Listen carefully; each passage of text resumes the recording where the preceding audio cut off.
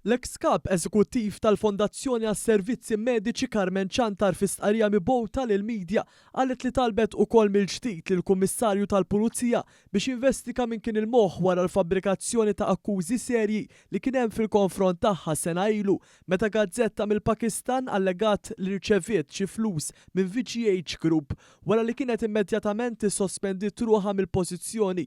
Investigazzjoni tal-Pulizija dak iż-żmien ma sabet l-ebda prova dwar dak miktub fil-gazzetta u li kien reġa' riprodott f'pajjiżna mill-midja lokali. Siti bbażat fi Brussell EU Reporter ukoll kien allega li bint Chantar irċeviet il-flus biex imbagħad jgħaddu għand id-deputat Prim Ministru Ministru għas-Saħħa Chris Fern.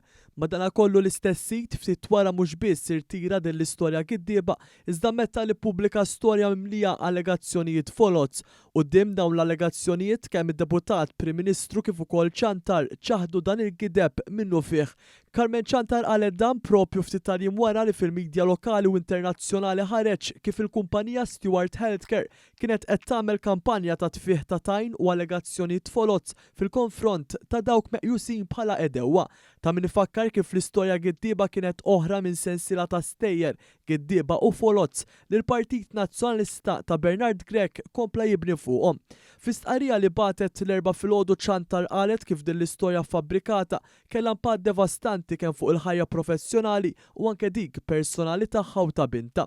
Saħqet kif dakinhar l-editur Pakistani tas-sit elettroniku li kienet imexxi din l-istorja falsa ma setax jiġi interċettat mit-tim legali tagħha u esperti oħrajn.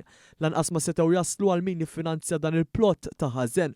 Hija qalet li minħabba li kont f'karika pubblika din l-istorja falsa ħolqot kwistjonijiet ta' fiduċja speċjalment mal-partijiet interessati, mal-kollegi tal-gvern u mal-membri tal-istaff, daqstant ieħor binti bi professjoni ta' dentista tilfet numru ta' klijenti, isimna tneħħa kompletament minn kull akkuża pjuttost malajr mill-Pulizija u l-Maġistrat u għalhekk il-fiduċja ġiet irkuprata għall-inqas minn dawk ta' rieda tajba u li jiddistingwu il-fatti mill-gideb. Żiedet tgħid Chantar fejn tennit ukoll li kemm hi kif ukoll binta flimkien mal-familja tagħha inklużi l-ġenituri anzjani sofrew b'mod trement minn din is-sitwazzjoni. Fl-istqarrija Chantar tgħid kif it-tlieta marret għat-tieni darba għand il-Kummissarju tal-Pulizija din id-darba b'talba differenti biex issa jsir magħruf min wettqu u min iffinanzjah.